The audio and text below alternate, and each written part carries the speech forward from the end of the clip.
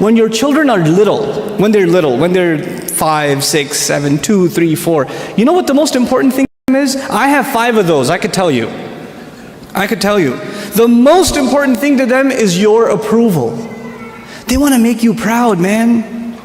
They want to show you what they did. I'll be on an important work phone call, and my son will come over, my 2-year-old will come over. Abba.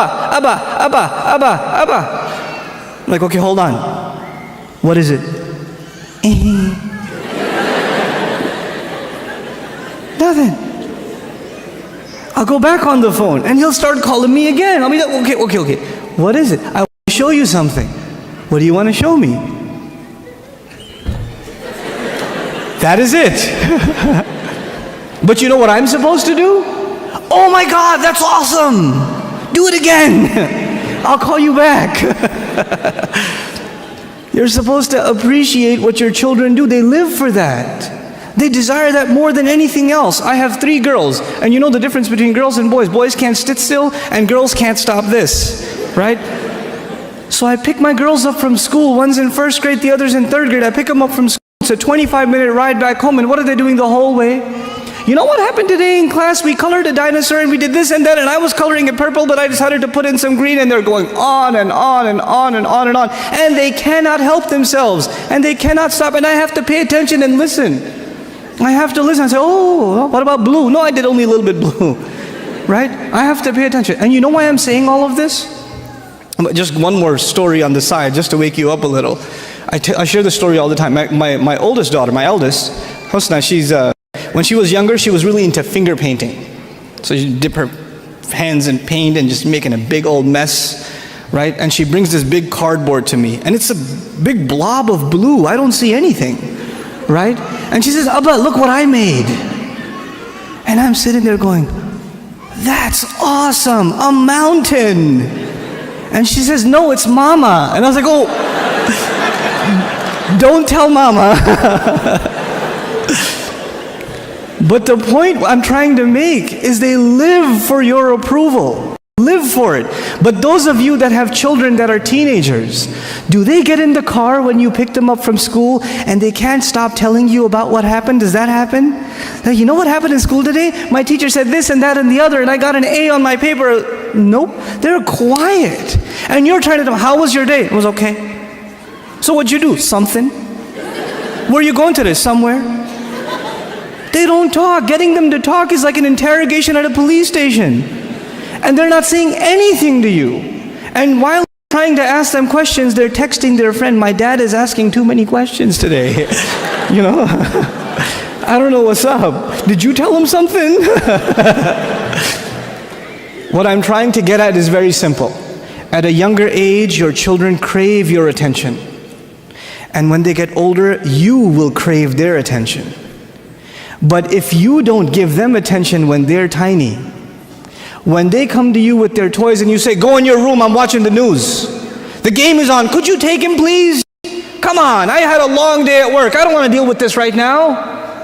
I have friends over. It's embarrassing. Go to sleep. Go get out of here. When you have this attitude towards your children, like they're an obstacle in your path, your job was at work. When you come home, you're on vacation. No, buddy, your job began when you came home. That's your job. What you did over there is just to fulfill your real job at home. Be a father. I'm talking to the men here. Be a father. Spend time with your children. They're not just there so you put them in school and you come home from work, you just want to go to sleep. You don't want to bother with anybody. You don't want to talk to them. And actually the easiest way to not talk to them is get them an iPod Touch and an iPhone, and get them a computer and a laptop in their own room with high-speed internet, so you don't even have to look at their face. They could just be in their room all day Facebooking, finding themselves a new set of parents online. Seriously. Be a father, be a mother. Don't replace your motherhood and your fatherhood with these things, because if you do, when they become independent, you know what happens to most parents? To most of you, your children, they only see you as a bunch of dollar signs walking around. And the only time they come and talk to you, Dad, can I have $5? Actually, nobody asks for $5 anymore, right? It's 20s nowadays. And I know youth, they haven't seen money that small. They don't know fives.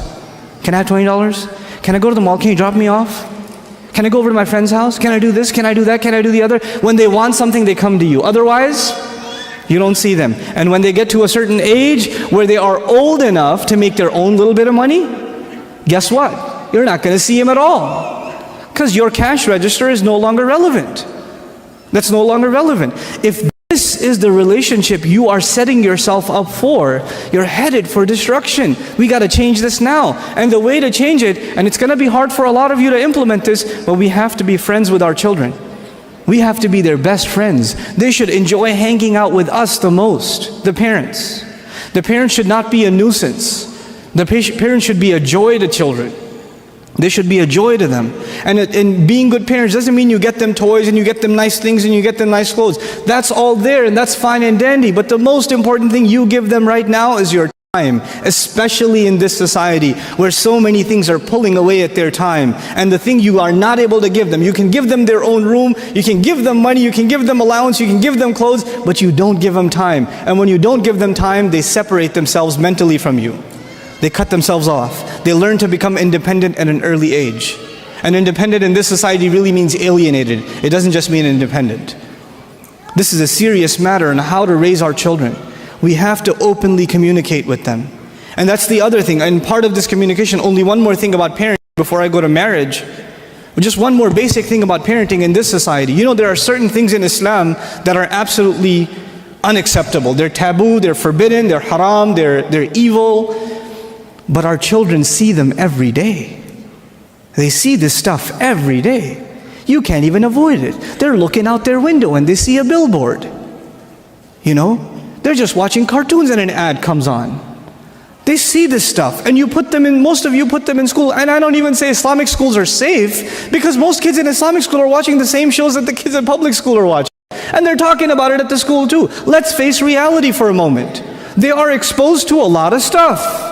They really are. So the first time your daughter comes home and starts talking about some Disney boy that they're pushing on in the media, or some girl that sings a lot of songs, and these are filthy role models, filthy. They're worse than animals.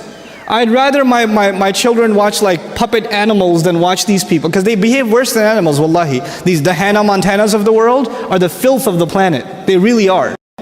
And I've seen this, little Muslim girls with hijab on, going to Islamic school with a Hannah Montana book bag. What is wrong with you, parents? What happened to you? This is unacceptable. But when your children bring something like that up, they say something like that. They say something that is completely unacceptable to you.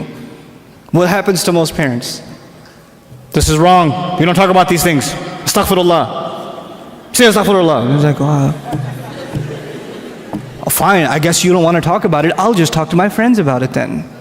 And you know what you just did? You basically told them, if you have something that is of this nature, of a controversial nature, don't talk to me about it. But does that mean they'll not talk about it at all? They will talk to someone, and who's it going to be? Their friends. Most of the time they're non-Muslim friends, from whom they will get non-Muslim kinds of advice. You close the doors to communication. And me being from the background I am, my ancestry is Afghan. So I have a hot temper.